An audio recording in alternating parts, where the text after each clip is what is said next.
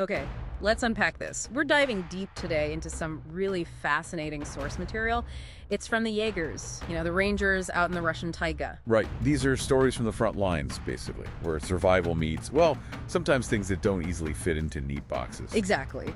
Our mission here is to look at these accounts where ancient legends seem to clash with modern facts. Does the taiga's law always favor science? Or is there something else? And these Jaegers, they're living in two worlds, really. They see things, inexplicable stuff sometimes, but they also use critical thinking. They have to. Encounters where maybe that master of the forest idea feels surprisingly close? Yeah, but maybe not in the way the old legends meant it. Okay, so let's jump into the first one. The Giant of Sikoti Island. This was back in 2003. Oh yeah, this one's chilling. 4 very experienced hunters just vanish overnight. Camp found totally empty. Tents ripped open, some blood. But weirdly, no signs of a human struggle, right? None at all. And immediately, the locals start whispering, the master of the forest took them. But then the ranger, Alexander, he finds actual physical evidence. Right, this is where it gets concrete. He finds these massive claw marks on trees, like way up high. Right. About 3 meters. 3 meters. And tracks, too. Huge tracks, much bigger than you'd expect even for an Amur tiger. So the first thought is, okay, maybe the legends are true. Something monstrous or, supernatural. But here's the twist, and it's a big one. The lab analysis comes back. Yeah. And what does it say? It confirmed the tracks were from an Amur tiger. Okay. So a normal tiger. But the size... Well, not exactly normal. An exceptionally large male. Old, too. They estimated maybe 15, 17 years old. Wow, ancient for a wild tiger. And it had this rare genetic mutation, gigantism. Gigantism. So the monster was real, biologically speaking. Pretty much. And injured, badly injured, probably from an old run-in with poachers. It couldn't hunt its usual prey effectively anymore. Ah, I see. So it turned easier prey. Humans. Tragic, really. Science didn't find a spirit, it found an old, desperate, genetically unusual animal. The legend got demystified by biology. That's a powerful shift in perspective. Okay, so from biology to physics, let's head to the Urals. The Urals anomaly, or Project Compass. Right, another strange case. A ranger investigating a death. An old hunter, Vasily, found near these abandoned mining tunnels. And the key detail, Vasily's compass was apparently going haywire, just spinning uselessly. Yeah, totally erratic. And then documents surface, old ones, mentioning maybe an NKVD expedition back in the 1920s. NKVD, so early Soviet secret police stuff. Exactly, and rumors of some kind of secret device they were testing or looking for. A directional field generator. Project Compass, they called it. Okay, that sounds like Cold War paranoia fuel right there, especially when what happens next? Another team, a geological survey team, vanishes in the same area shortly after. Vanishes. Okay, now it sounds serious. Any survivors? One. And he talks about some thing being awakened down there, and this operational device. It fed right into the Project Compass spheres. So wait, was it a secret Soviet death ray? Or something else? What did they find out eventually? Well, this is where it gets interesting again. The thing wasn't a weapon. It wasn't mystical either. So what was it? Geology. Plain old geology, amplified by, well, human activity. Military drilling, actually. They were looking for metals. And they hit something. Oh, yeah. They hit a massive iron ore vein about 200 meters down. Exposing it created this incredible magnetic disturbance. So that's what drove the compasses mad. And probably messed with electronics, too.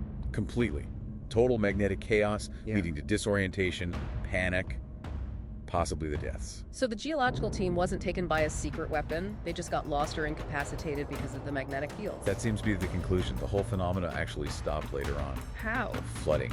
The drilling operations caused flooding, which eventually buried the exposed ore vein again, and the magnetic anomalies just faded. Wow. So no ghosts, no secret projects, just iron ore and, as the report put it, human greed. Pretty much sums it up. Nature reacting to being disturbed. Okay, final stop. Lake Baikal. Baikal warning. This one feels different. It does. This time it starts with animal behavior. A ranger notices this. Unnatural silence. Silence in the taiga is usually a bad sign, right? Definitely. And then a mass migration. Sables, deer, wild boars, all moving together Migrating where? to a specific spot on the lake ice. The Polenia, an area of open water that stays unfrozen. And they were just gathering there, silently. Weird. Standing there. Yeah, very unusual. And the ranger also noted these sounds. very low, pulsing, humming noises. Like machinery. More like a storm's distant hum, he described it. But here's the thing. His recording equipment couldn't pick it up. Below audible range, maybe. Infrasound. That's the theory. Local shamans, though, they had their own explanation. They said it was Burkhan Babai. The lake spirit. Yeah, the spirit of Baikal, warning of great trouble or change. Okay, so you have this strange animal behavior, the weird sounds, the shamanic warning. What happened? Well, exactly 1 month later, Yeah. disaster. What kind? A massive illegal oil pipeline ruptured. Huge break. Dumped tons and tons of crude oil straight into Lake Baikal. One of the worst ecological disasters there in decades. Oh my God. 1 month after the warning signs. Exactly. So the scientific thinking now leans towards infrasound, or maybe seismic precursors. Tiny shifts or vibrations in the earth, maybe from thermal vents under the lake. Things that often precede larger geological events, or in this case, maybe stressed infrastructure leading to the break. Possibly. The idea is that the animals sense these low-frequency vibrations, these warnings that humans and even our standard tech couldn't detect. The taiga itself was sending out a warning signal. It seems like it. Nature warned its inhabitants first through physical phenomena. So looking back at all three of these, Sikoti Island, the Urals, Baikal, what's the common thread here? What does it all mean? I think it shows that often the deepest, most frightening secrets out there in the wild, they aren't supernatural. They're rooted in something very real. Like specific biology, as with the tiger? Or powerful geology, like the iron ore. Or, sadly, the consequences of reckless human actions, like the drilling or the pipeline. The taiga, it seems, plays by its own rules and doesn't really make exceptions. No, it doesn't. And these accounts, they're a stark reminder that nature is communicating constantly. Maybe not in words we understand easily. So here's the thought to leave you with.